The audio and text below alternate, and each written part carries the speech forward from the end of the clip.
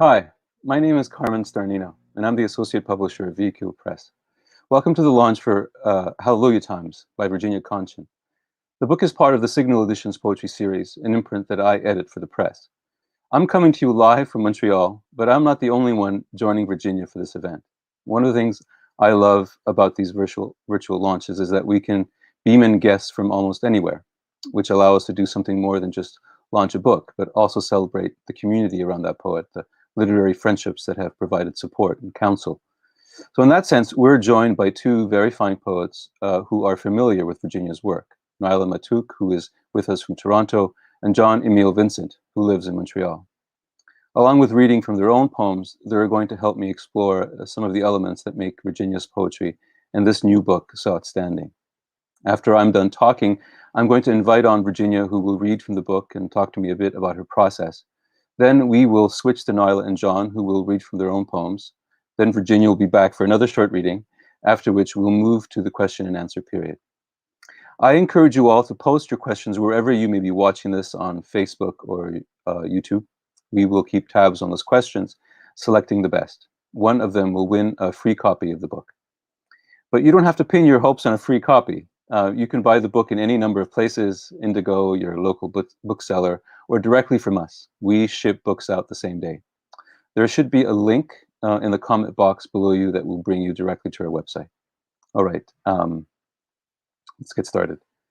I would be lying if I said that I wasn't drawn to manuscripts that flatter my sense of what a poem is. Highly formal, well-crafted, conscious of the tradition, musical. Anyone who has read my criticism knows how I roll. But my most exciting moments as an editor involve reading manuscripts from poets who challenge my sense of what's possible in poetry, who push me outside my comfort zone, as it were. And Virginia has been one of those poets. In a recent interview, she said that for her, the best poetry supersedes the categories imposed on it. And indeed, it's hard to see what category to put her in. She's not confessional. She's not formalist. She's not really a lyric poet.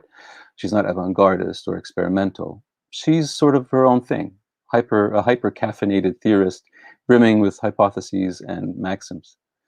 Throughout the process of working with Virginia, her poems have not only constantly resisted the terms of my expectations, but have reconditioned them, and in doing so expanded the options of what I thought poetry can do and say.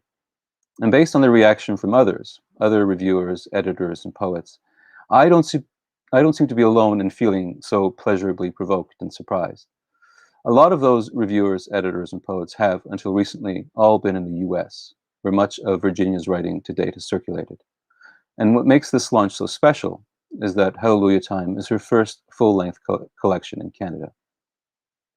Virginia was born and raised in Cleveland, Ohio, and after traveling and working across the world with extended stays in places like Hawaii, Paris, and Prague, she moved to Montreal in 2014, and more than a year ago, I think, relocated to Halifax, where she lives now.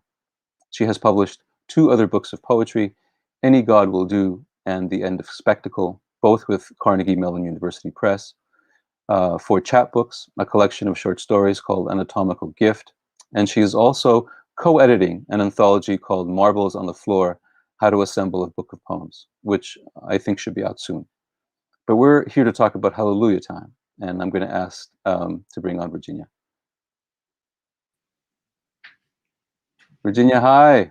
Hi. Congratulations. Thank you so much. I hope I don't look too grainy. I can adjust my light a little No, bit. you look great. You look great. So I thought we could dig a little bit into your practice before you read your first set of poems. And one of the things that struck me when I encountered your work is what you appear to do without. So, and by what I mean by that is like there's no real narrative as I understand it, no conventional storytelling. There are very few anecdotes. There's very little description of the highly imagistic kind you tend to find in Heaney or in Bishop, who I know you admire. Instead, your poems generate a kind of intellectual drama. They're very diagnostic. They try to investigate in very crisp and lucid ways, very complex topics like free will, consciousness, gender. So I thought you could talk a bit about why you write this way and how you came about it, and maybe read us some examples. Awesome. Yeah, I think a lot of poetic and processional things happen organically, and I think for me, I was really piqued by the quote by Yeats that out of quarrel with others we make rhetoric, and out of the quarrel with ourselves we make poetry.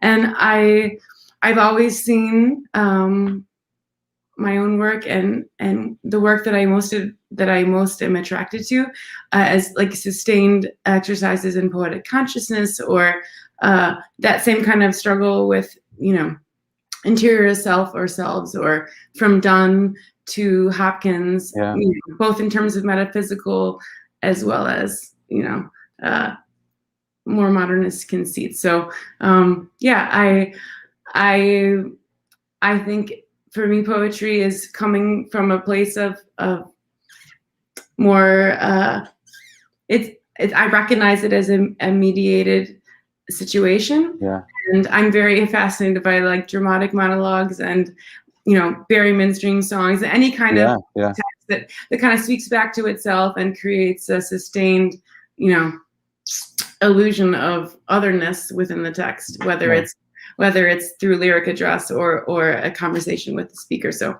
yeah. Dream songs are my favorite, one of my favorite books or series. So yeah, so I'm gonna step away and have you read a few poems for us. Okay, I'm gonna just read a few poems from the beginning, just two, and they kind of, as I was just saying, announce like apropos of nothing, a lyric speaker. That's yeah. So and Bel Canto is the title of my favorite novel by Anne Patchett, and it means beautiful song. Inside me is a black-eyed animal struggling to get out, be free. Inside me is a failed attempt at explanation, a frozen pizza, a botched murder, and a consumptive, fallen woman heroine. It's not love unless someone is willing to die for you or quotes you out of context. Agony, St. Joan, or another valorous witch going up in flames. My transpersonal gender falls asleep and has a dream it is invulnerable.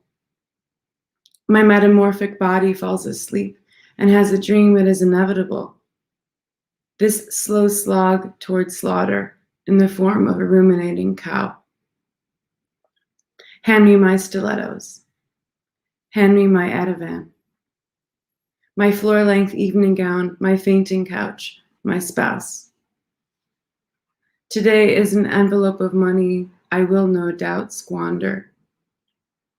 Hand me my opera glasses. I want to shatter a champagne flute with my perfect contralto. I want to discomfit, then bring down the house.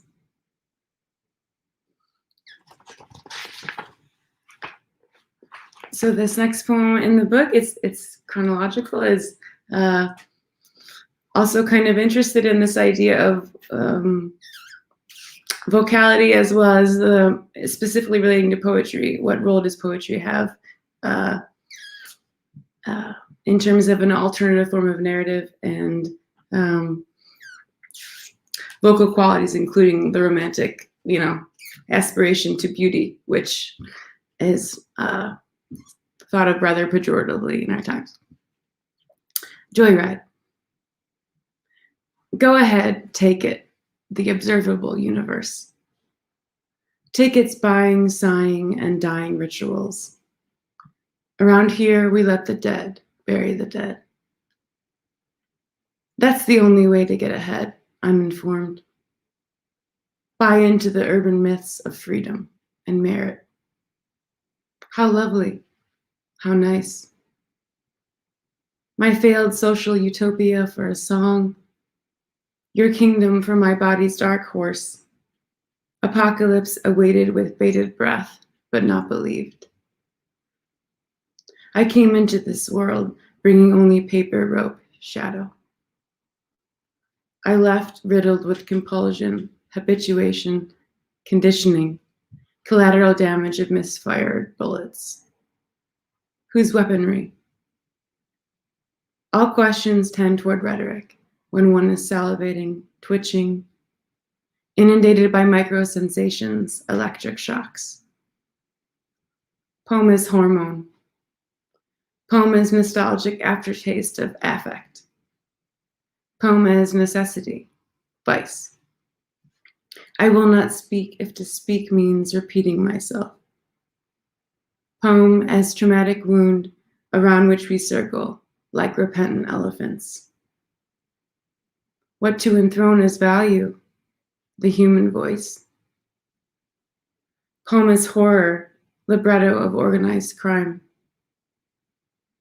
The typewriter's carriage returns to the start. All that drug money, gold glint on gangster dice.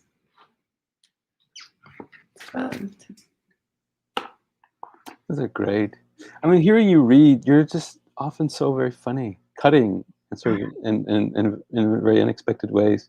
It would be great to have you talk a bit about why humor is so important to you. I mean, how it works in your poems. You know, is it you know, how you prioritize it when you're composing? I think of humor as a form of like psychosocially, I think of it as a form of deflection, considering how I grew up and learned to like internalize and understand how humor was used, not just as a, but socially, you know, as a form of deflection and comic relief, so to speak. Yeah. So dramatically, I think I use digression and non sequiturs and other forms of like switchbacks in writing as a form of you know, topical digression, and yet while being aware of the fact that there sometimes is no aboutness to a poem. So, and I greatly like appreciate the fact that like with many comic writers, everyone from like, well, I'm just thinking of Mark Twain as well as more contemporarily David Kirby, other writers who traffic heavily in comedy and satire, and I think sometimes light verse is wrongly associated with humor or levity, yeah. But I think they think I try to strike a balance between gravitas and levity, because that is to me what I love the most about other poems. Oh, all right. I'm going to step away and have you read some more. Yeah. Okay. I feel like I should read a funny one, but I don't think I have any poems. Actually, it'd be hard to think of a poem of yours that doesn't have, you know, a moment where you kind of gasp and laugh. It's really quite extraordinary.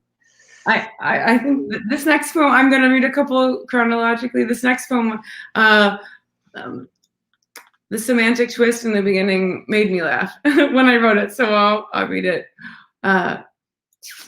A Star is Born. Don't mess with a woman from Texas. No, I'm not from Texas, but I was raised by wolves. In saying that, though, am I appropriating the experience of those literally raised by wolves, as I was only using it as a metaphor for neglect? Whatever.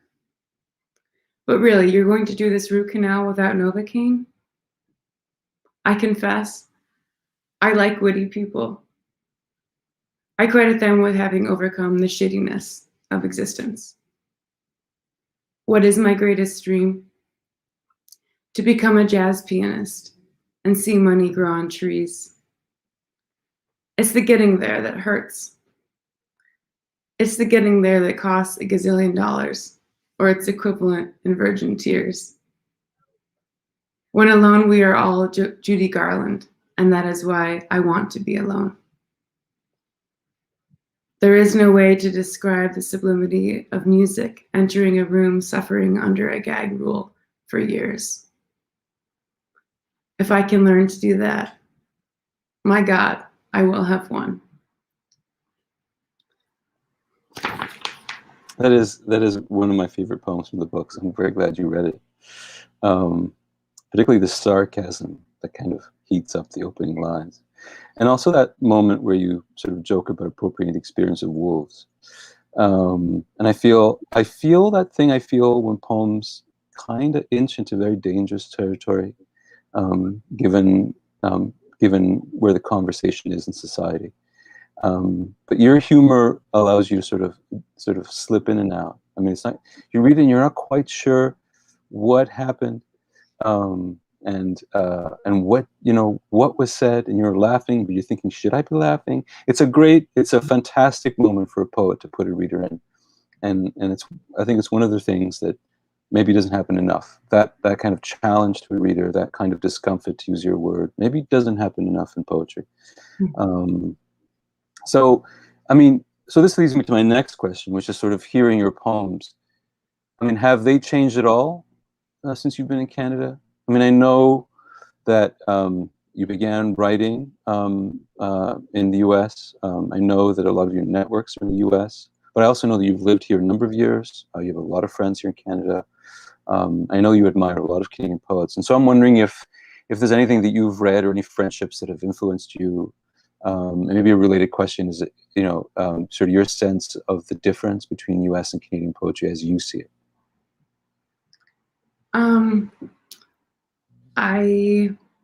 My general answer to that question would be that I think, especially in our times, there is a sense that the urgency with which we look toward poetry is echoed by this increasing globalization of societies and cultures. So there's a certain sense in which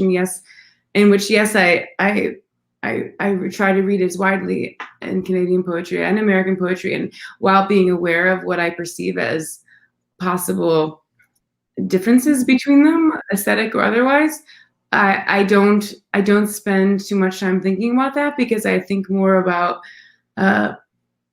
the exigency of poetry in our time, and like what is all, what form of that exigency, what form does that exigency take across nations, across borders?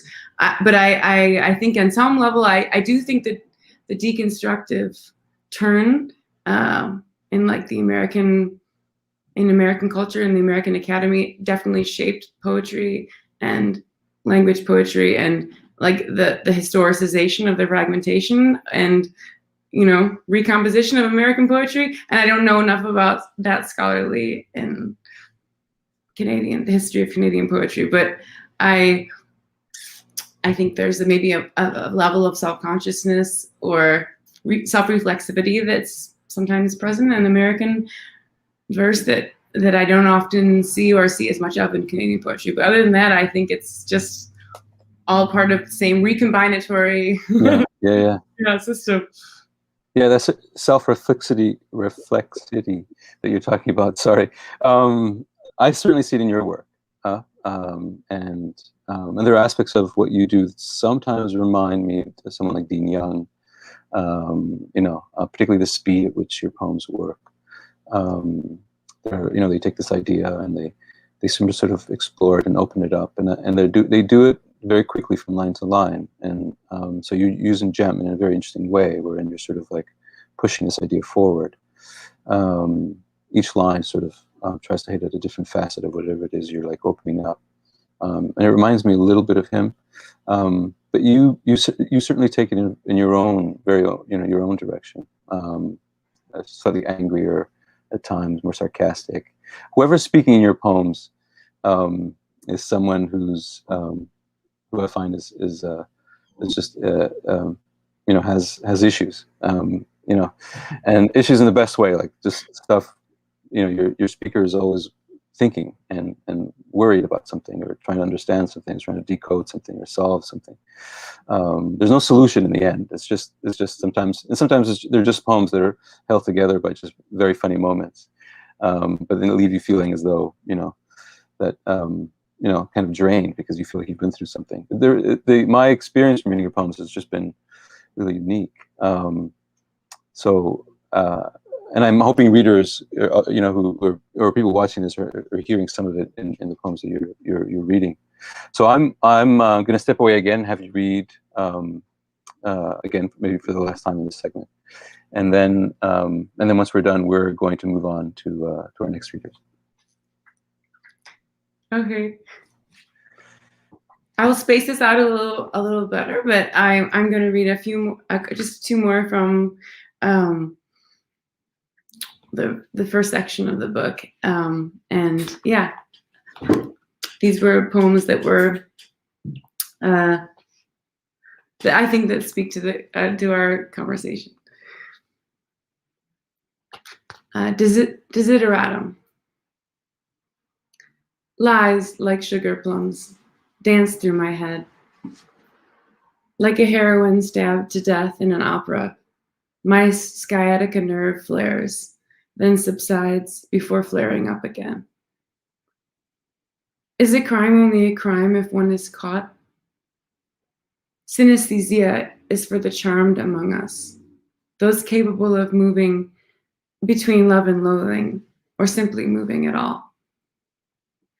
The last emoji on the flag of emojis is a country flag. Long may she wave or rain. I like it in my opium den. It's quiet, warm, and dank. I smoke until my poker face falls flat on the parquet floor. My human desire is simple: to live on the perpetual cusp of extremity, hour between disbelief and ecstasy, having been and to be forevermore. And I'll read one more just from this opening section. A lot of my poems extrapolate or ironize different periods of history, and this is one of them. Bella Polk. My life is a rerun commercial of two men clinking beers. I cross and recross my legs, observe the slow persistence of bugs making their way across walls the Western Plain.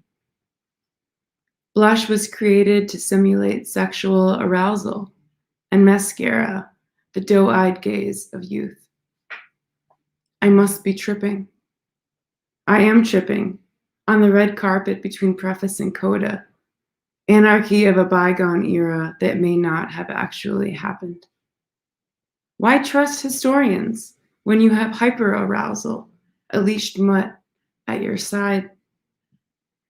I can't not give everything, but then I run up against the problem of time. I only want that which is forbidden. I hate miserliness, like I hate toxic oil spills in the Aegean Sea.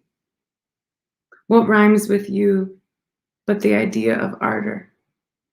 Winds of chains, Ides of March, deliver me.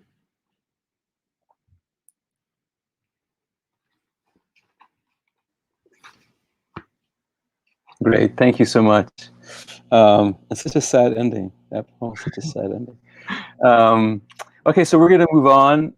You can take a break, Virginia. We're going to move on to the next segment of the evening and bring on our guests, and we will start with Nyla. So Nyla Matuk is the author of two books of poetry, Sumptuary Laws and Stranger, both published by Véhicule Press.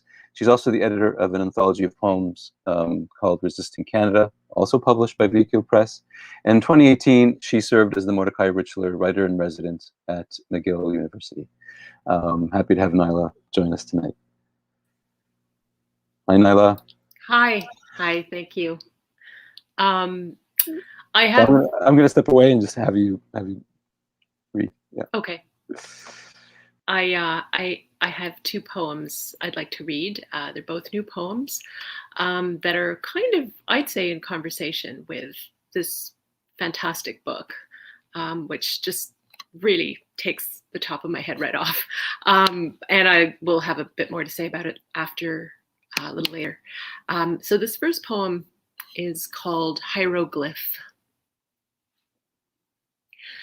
Rosettes in golden fur stole round the Nile queen's neck, susurrations of flame-expressed eye, watching Egyptian night, a lodestar, transubstantiation whispers, seen before the kill.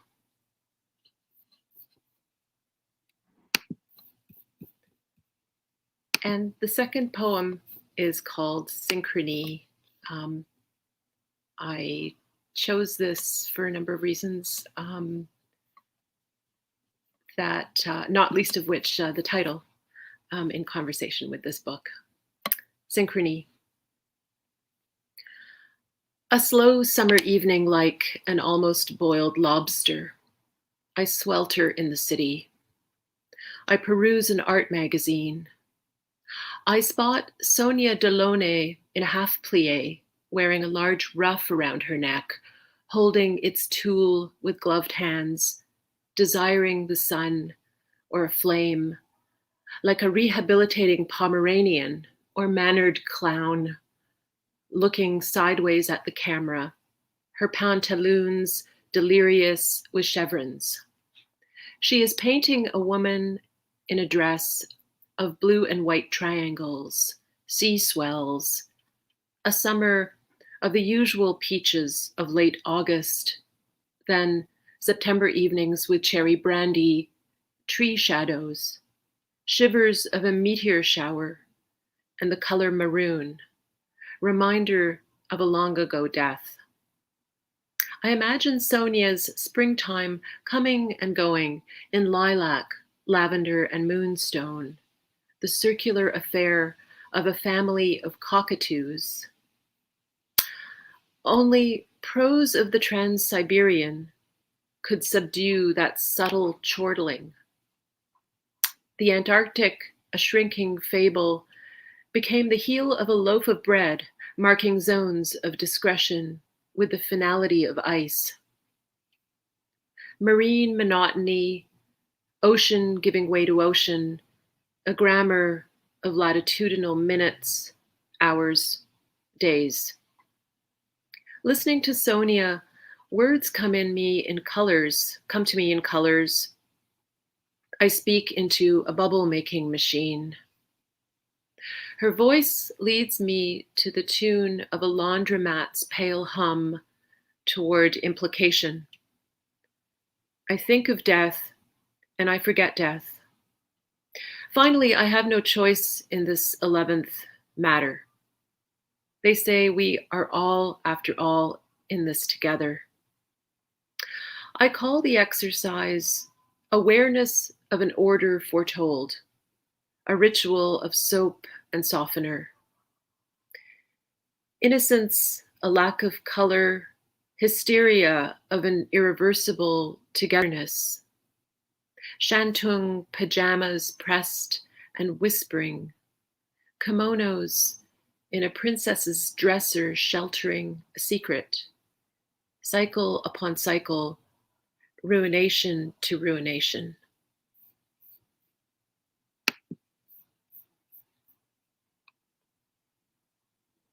Thank you. No, that's good. Sorry, these are lovely poems. Thank you. Okay, we're going to move on to John. John, Emil Vincent, has written several books of poetry, including Excitement Tax and Ganymede's Dog. His new book, Bitter in the Belly, is due to be published by McGill-Queen's University Press in November, so very, very soon. John, welcome. Hi, thanks. I just wanted to give a little where Virginia and I met and, all that stuff, relationship stuff. So we met at Elizabeth Bishop Nerd Camp, which was in the summer of 2017. And we spent the summer at the Bishop Archives at Vassar College, which was, as you might imagine, a hoot. And it turns out that we share quite a few poetic concerns in addition to both loving Bishop. For one, we also both seem to really love Jesus, the historical Jesus, as Virginia reminds me. So what I'm going to do here is I'd like to read one poem, a poem by Virginia, Air Lyric, one of my very favorites in Hallelujah time. And there are many to choose from. And one by me that seems sort of similarly themed, if differently pitched. And then I'll end with a poem of mine that boasts of having made Virginia snarf once, which still makes me happy. So this is Air Lyric. The first line is a line I've always wanted to say out loud in public, so I will now. Air lyric. Once I was a 4-H winner, cosseted, groomed, plumed. Now I am emptied of oxygen, shattered like a birthing pelvis on the factory's threshing floor. I watch you watch tennis, see the small neon ball soaring when struck by an agile queen. Open your mouth, let the vocable resound in imitation of Paris' spleen. Freedom's just another word for something left to lose. I'll become myself again, consummate my love, not by taking flight, but by staying among you, like Jesus after his ascension could not do. This is a poem, a recent poem by me, called The Parable of Graduate Student Advising. The Parable of Graduate Student Advising. Jesus understood that apostles could be ambitious, and he was a little hungover that morning, so he thought it might be a good time to warn them against clawing their way over his dead body to grab the Godhead. I know the job market can be harsh and has little to do with your actual talents and achievements, but I hope you will go into it relaxed and with a sense of play. After all, if you can't have fun doing something that's absurd, Jesus said, what can you have fun doing? And by the way, whatever Paul says, you don't need a briefcase. Each and every one of you have something supremely extra special, as mundane as it is, a je ne sais what. A briefcase says a little too succinctly, what? And do, yes, do know always that I love you. I love you all equally, because I cannot remember your names. And this is a separate poem, again, also a poem that I like because Virginia sort of liked it. And it's called Sisyphus's Scapegrace Brother. It's a little not really about Sisyphus, but it's part of a cycle of poems that are about Sisyphus and his family. So Sisyphus's Scapegrace Brother. The English and the Germans called it the French disease. The Russians made Polish jokes about it. The Poles called it the Turkish evil, while the Turks called it Christianity. The Japanese called it Chinese, and of course, rounding it all out, the French called it Spanish. But in the end, syphilis got named for a Greek shepherd. Syphilis was a little too good a shepherd. You've met people like this, no sense of humor. But there was little else to recommend him as the face of weeping genital sores. I mean, true, such sores are also not funny, especially the very first one you find while soaping yourself up after a legendary session of watching sheep. And as syphilis was the first new disease discovered after printing was invented, news of it spread quickly and widely, and documentation is abundant. Except about our host himself, who was left behind to languish in a 3-volume epic, where his flesh was eaten by hideous ulcers and lame, wangling Italian rhymes. Sure, he ignored Apollo's demands for sacrifice, and sure, he liked his sheep more than the gods. Sure. But shouldn't he have his day in court? I mean, written into a lame-ass epic by a doctor who bought his way into oil paintings by treating Titian's passionate shepherding, ineffectively, with mercury. Further, poor Syphilis didn't even himself get any on his way down. Never to feel the grace of the indie rocker struggling against his own earplugs, never to disappoint. Unlike his brother, he didn't have to wait for industrialization to get famous, to explain modern life. Nope, he's exactly and only ever as advertised. Obvious fuckery, do no obvious fucking. Thanks.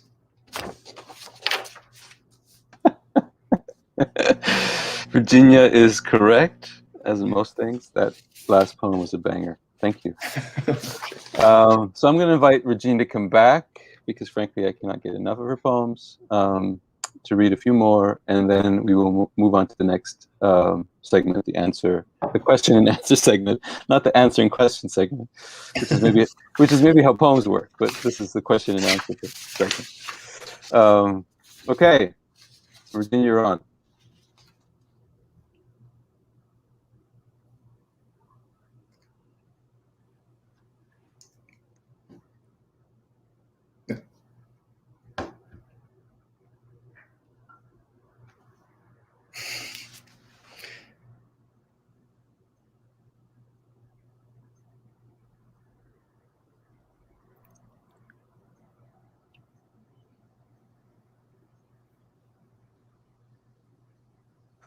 I'm not sure what's going on here. No.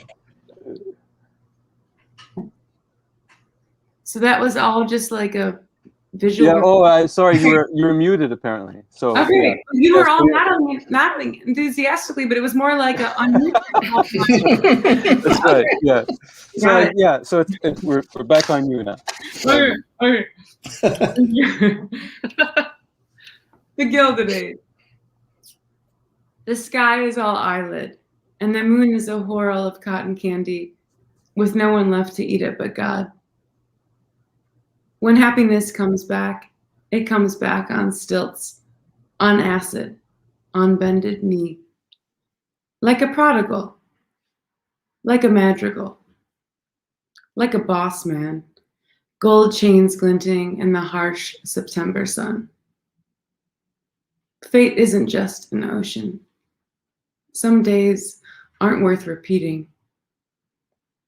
I planted you in the fecund earth, then waited a season for you to bloom. Slammed door, hard bulb, the tuberous species of regret. You want for nothing, I want a window beyond me, myself, and me. Downriver is the past. Downriver is the foghorn that used to call the ship to port, and which now announces an empty womb, insolvency.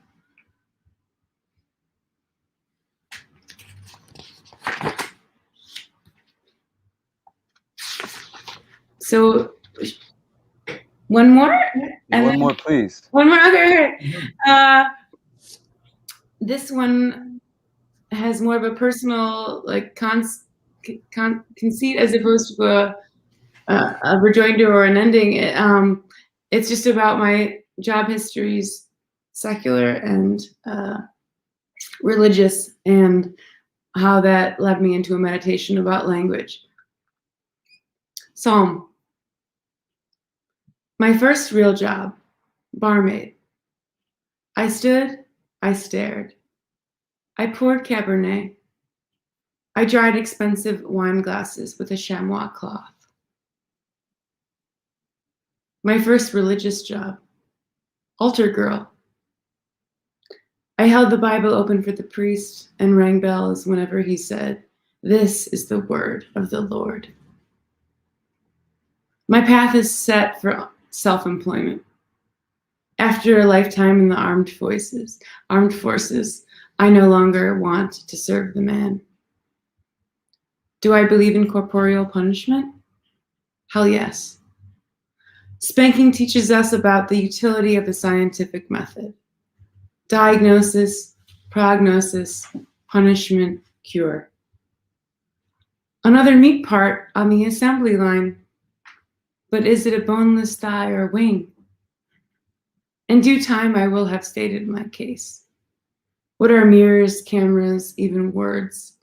The whole damn work of representation, but the apparatics of being twice removed. Language is other, and I'm without alibi. Museums kill God, but I will do no harm. You are my imagination's sole figment, curio cabinet of kitschy knickknacks, but just wait, I can turn this ship around.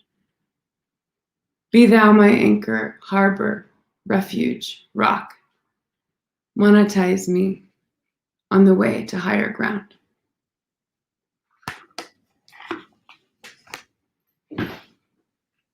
That's great. Thank you. So I'm told that we have about 5 questions, which is great. But I was hoping that maybe both you and Nyla could sort of start off and maybe pose a question to her. So maybe I'll call on Nyla to start. And Sure. it could be just the two of you on screen and just talking for a bit.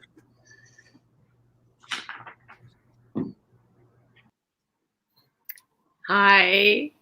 I have to tell you, I actually love Bel Canto by Anne Patchett as well. There are so many affinities between us. I mean, we were talking about fiction just, a few days ago, and that didn't come up. But and I thought of it immediately when I read that poem in the early part of the book. I thought of the title of that that novel, Yeah. which isn't anyhow. But I guess, like, for me, there's so many things that I want to say about this fantastic book, but I mean, I'm just so excited about it. And I mean, Carmine used the word intellectual drama a few minutes ago when he was introducing the book. And I mean, I think that's a really apropos phrase. And I feel as if in some ways you're a kind of like, I don't know, like a long lost like person, like from some uncanny universe that I used to know in another life or something. As I read this book, I just was, the intellectual drama really struck me when he said that, because that's sort of, I think, what I try to do as well, or have started out doing anyway. And there were a number of poems toward, like, I mean, in Stranger, in my last book, that I thought I could read in conversation with this book tonight, but I chose to read some new ones. But I'm particularly struck by,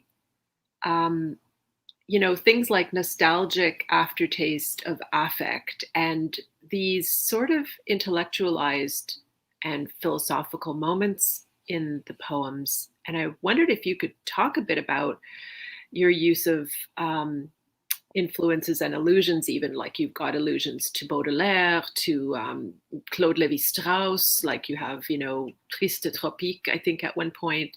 And there are other allusions, and I use them too. And I just wondered if you could talk a little bit about perhaps how you process that stuff. Because for me, it's not often about the actual work. It's often about the way something sounds. So yeah, that's sort of what I'm curious about, among other things. Oh, thank you so much. And I feel that, and I'm so grateful to be in conversation with you about poetry and divagations to fiction, and the conversations between, and I love the bel canto reference for the idea of like holding an audience captive who are actually like being hijacked and performing for them in that kind of mediated situation, which I do feel represents on some level like the role or the situation of the lyric in contemporary times. So allusions for me, I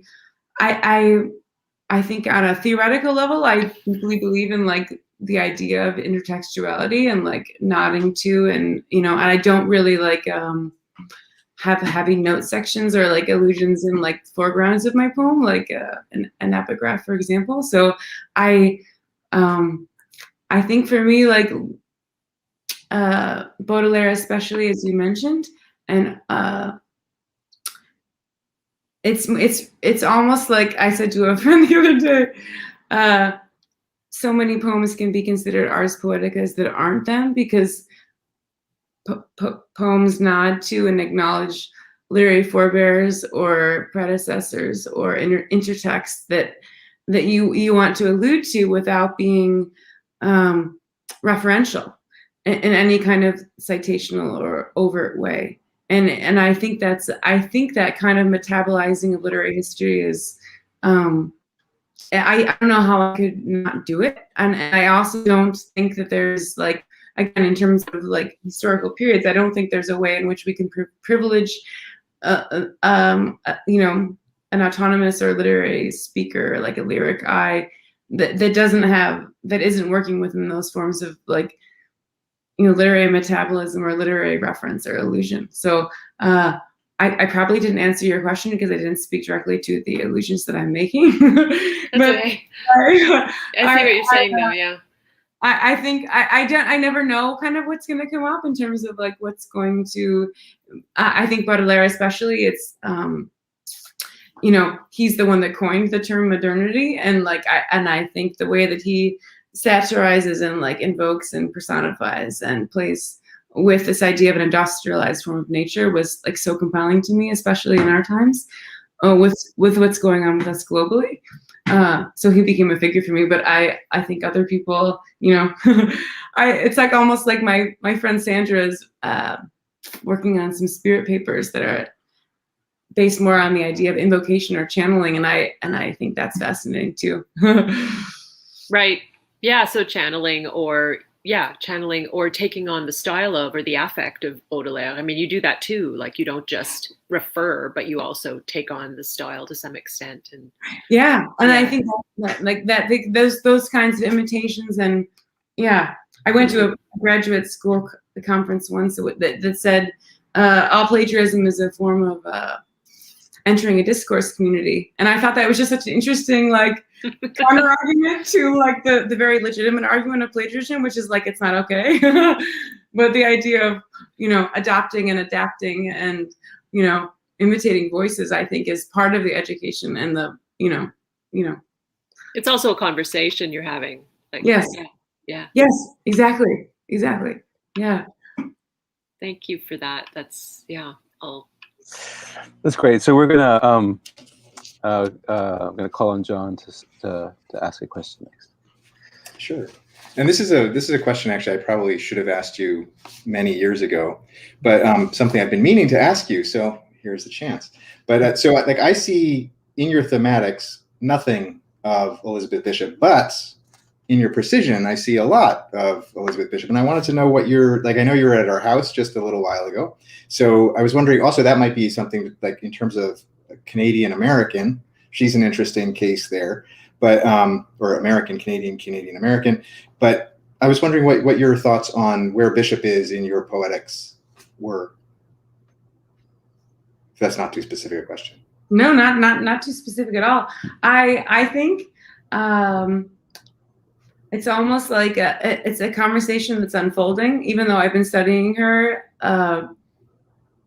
in the academy, and then studying her on a more prosaic or theoretical level for many years, I feel like I'm only just beginning to have an emotional resonance with her work, and I say that just, but I think when I was at the Bishop House just recently, I was thinking about historicity and the karmic charge of the objects in her house, and the localization, and whether her poems were set in Puerto Preto or Brazil or the filling station, which is right across from her childhood home, that loci of events and specificity and objects, especially things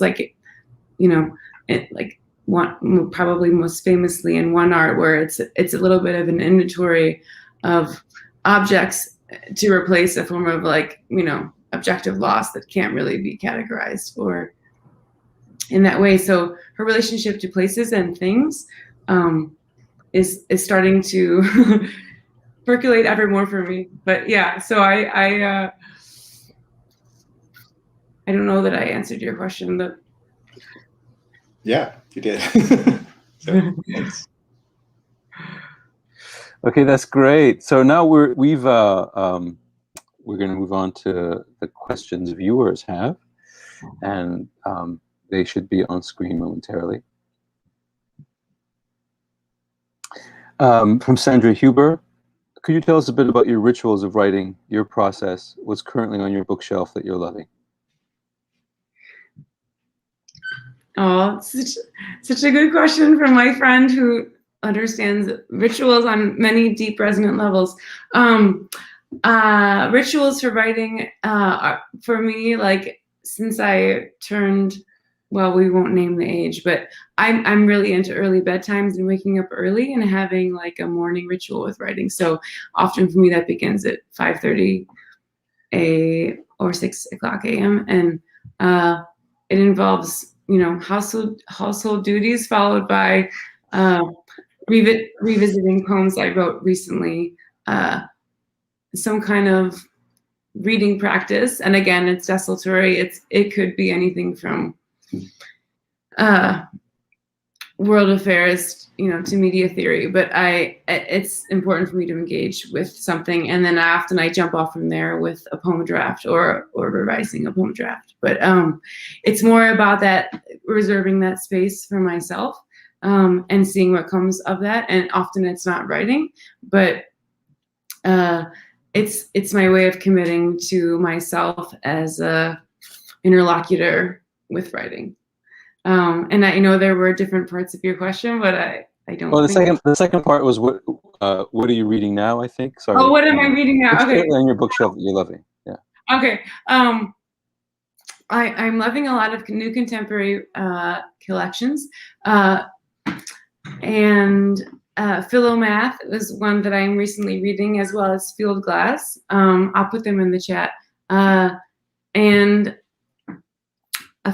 we have a friend in town, a beloved friend, and we were talking about media theory today, and our mutual love of Franco Berardi, whose books I've been reading and rereading lately. And in terms of fiction, I am reading Luster,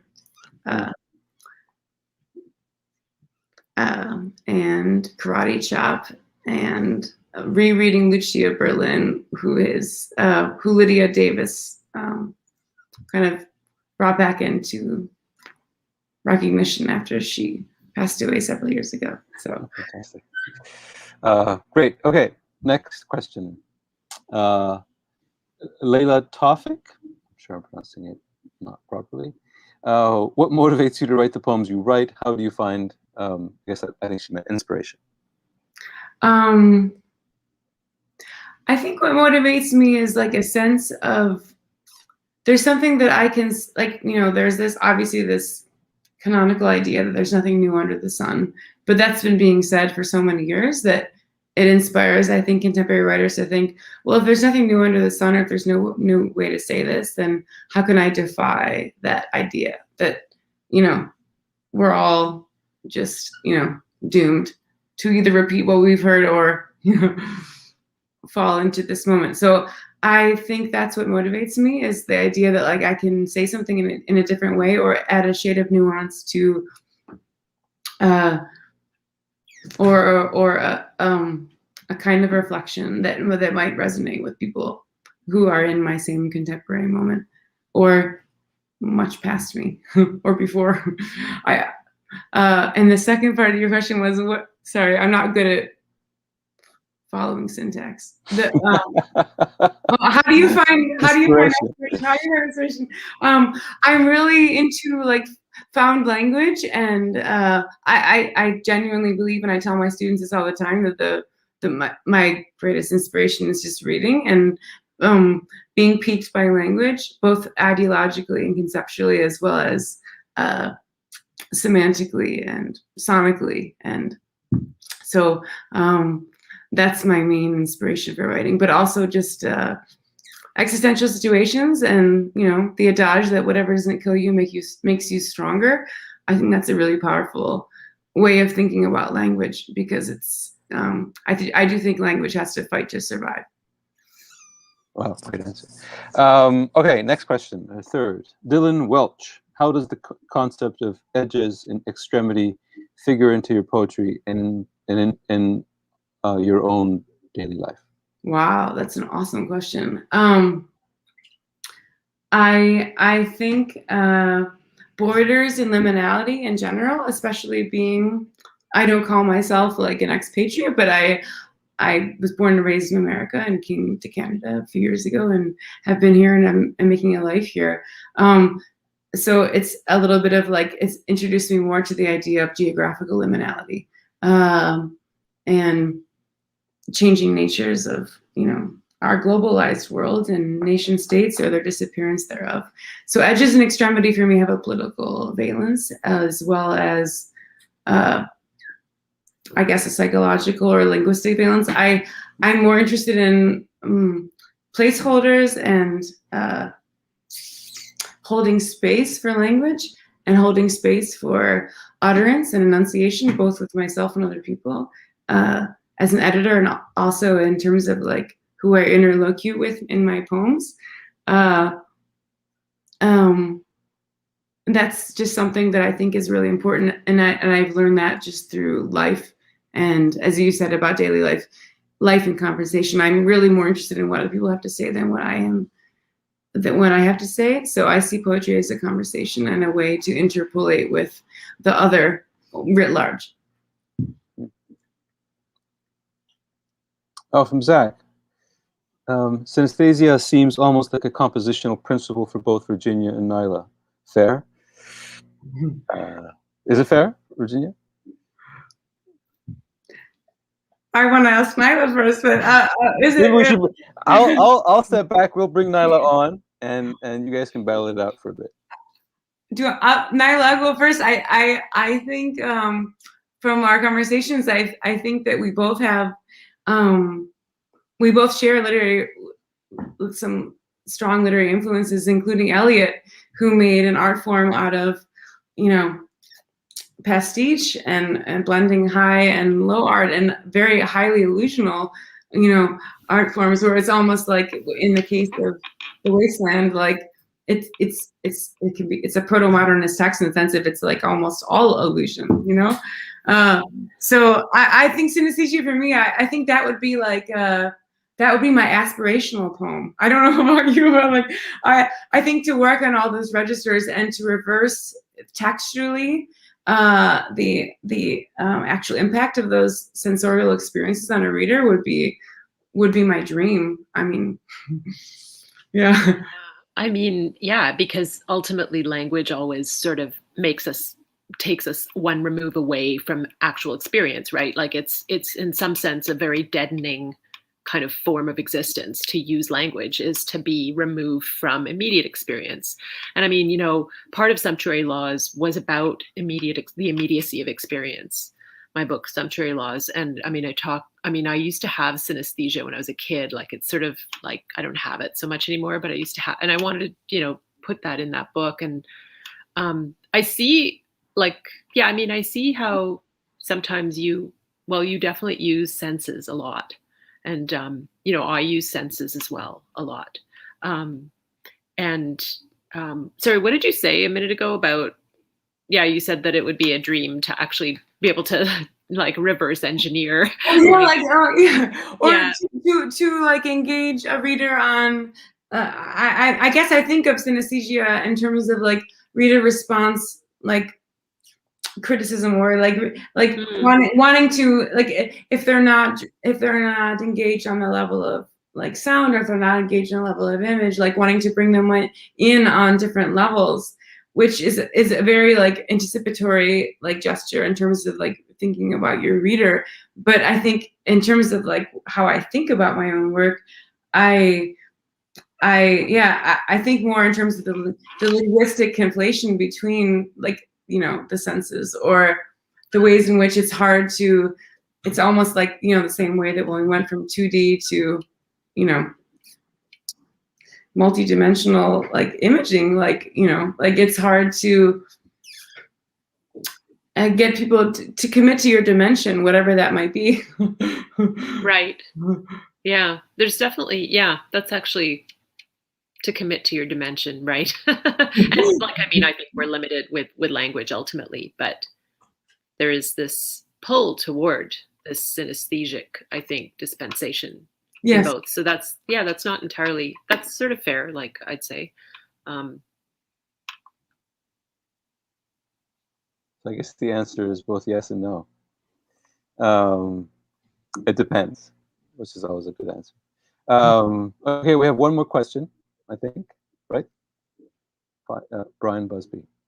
Virginia, I'm anything but a poet, but some of your verse reminds me of rock stars this Anglican came close to worshiping. I won't name names, but I wonder whether any rock stars influenced your work. Oh, Brian. That's high praise to Brian, I have to say. Well, you are now officially the first rock star reader that has commenter that has influenced my work. I do love the idea of like going for broke, and I do love the confluence between like 80s synth pop and rock ballads, and how that's impacted or has not the lyric. But I do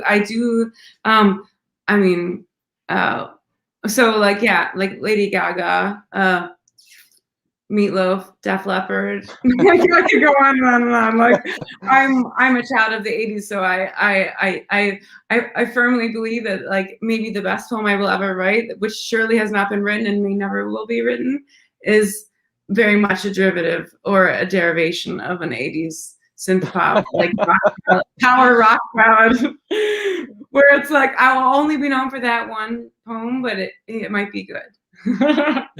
Fantastic. Yeah. Yeah. Great question. Good answer. Good. We have 3 more, actually, so this is great. Jason Camelot. Virginia, which Elizabeth Bishop poem have you at one time most admired in the form of trying to emulate it in a composition of your own? Or if you prefer, which of Evie's poems do you love the most? Oh, I'm guilty of like loving lines of her poems, and not like, obviously the most highly anthologized poem is One Art, but that's not, as with many of my like Bishop colleagues, that's not my favorite poem of Bishop's, even though I love and highly respect the fact that it's, you can trace her process and thinking through the drafts. I think The Shampoo might be my cult favorite, to be honest. And probably Sestina is my favorite on a formal sense. Yeah. And what do I try to emulate in a composition of my own? I think I would love to be able to be more expositional in my writing, as people have mentioned. Like, there's this like, kind of tension between lyric and narrative. I've never felt comfortable just, telling a story in a poem. And I think some of Elizabeth Bishop's poems that seat themselves very comfortably in narrative or in an allegorical narrative, Crusoe in England or The Moose, or poems that provide that kind of narrative exposition before coming to a more Bishopian revelation or conclusion, are the ones that I aspire to writing. But I don't think I have.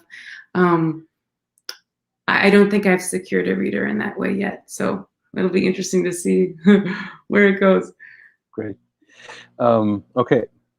Maria Carson, question: What do you, if and when do you find yourself judging what you're writing? What and if do you find yourself judging when you're writing? I think I'm very conscious of received language. Like when I write into cliche, or I write into received language as a form of parody or sarcasm or of cultural appropriation, where I use anything from an advertising slogan, to overheard speech, to create the kind of compositional texture of a poem. But I don't. I judge myself when I'm like writing and I'm like, I can't get out of that as a form of scaffolding, and I can't find my own way or my own voice. I also judge myself when I'm not writing at all. And but that's funny, because you do introduce those moments into your writing. It seems like there are moments where you pull yourself up short, or you'll write a line and then you'll write a line replying to it, or moments where you just reverse course and go in a whole new direction. I mean, I feel like just hearing you talk about your process, I feel like it does hew close to maybe that the actual poem hews close to what you were thinking as you were writing it. Yeah, it's a funny way of thinking about it. I had not anticipated that. Right, and I don't think they're on the. I remember hearing Jory Graham's poems once described as being mimetic of consciousness. I don't think my poems are mimetic of consciousness in that way, but I like the idea of like trying to strive for some kind of internal and external dialogic situation that is somewhat mimetic of the way, like as my friend Sarah Gugosian said in a review of my work, like mimetic of a mind in motion. Like that I find really appealing, because I think with lyric temporality and the way that the lyric like shifts between modes of like being in time, I think to capture a mind in the process of thinking or judging or evaluating or anything aesthetically is, to me, that's also something that I would be happy to strive for. Great. Okay, one last question. By Joseph Paggio. Question: Do you think poetry should be analyzed to be understood, or do you think such dissections kills it? I love this question, Joseph. I mean, I'm going to have to quote Wordsworth, who said, you know, we murder to dissect. And, you know, obviously being at the beginning or the cusp of the Romantic movement, where, you know, sublimity was considered first to be like this idea of being in awe of nature and just like beholding the sublime, as opposed to, you know, a more critical apparatus. So I think there's a historical contexture for this, but I also think personally that poetry is that, to misquote John, like that je ne sais what, like it is that extra, like, you know, it is that surplus value. It is that kind of like undefinable, uncategorizable, ultimately like, you know, indissociable unity of all these things that we consider to be important to life, with consciousness and meaning and beauty. And we all fail largely at this endeavor, but I think that's the, you know, pushing toward this irreducible idea of, you know, a language form that's not like, you know, subject or, you know, ultimately like reduced to its analysis. I think we have one more by Jason Camelot again. What emoji should replace the maple leaf on the Canadian flag? Oh, I love it. Like, can I Jason, do you mean like an existing emoji or like one that I would think up, like to the emoji team? Think of the emoji team. You can create them yourself now. We can place the Canadian flag. I guess I would. It would have to be like the smiley face where the eyes are hearts. Because that emoji means a lot to me, because it's like you're thinking with your heart, you're feeling. You can make it up. You're seeing with love, you know, the eyes of love. You can make it up, Ocean. You can make it up. This is great. This is great. Okay, I think this has been fun. Thank you. We are at the end. We are over, and so if anyone is still watching, I'm grateful, and also very grateful for Virginia to be here, and for her terrific book, and for Nyla and John.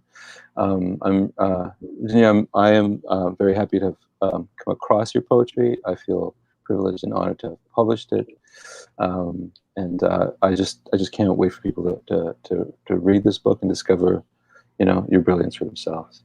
So, and we have a winner. We have the winner for Virginia's book, and the winner is Dylan Welch. Email marketing Véhicule Press to claim your prize.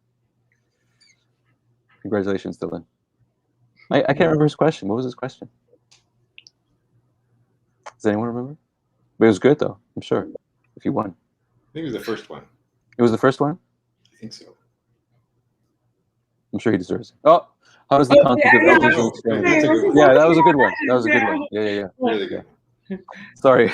I just feel people should know what the winning question is too. Okay, excellent. Thank you, everyone. And please do buy a copy of this book. Don't be a cheap son of a bitch, as someone once described it to me. All right, everyone. Thank you so much, and good night. Thank you so much, Carmen, and thank you, Nyla and John, and everyone who attended the reading. It's an honor and a blessing. Thank you. Yay! Yay! So we have to make that flag. That's important.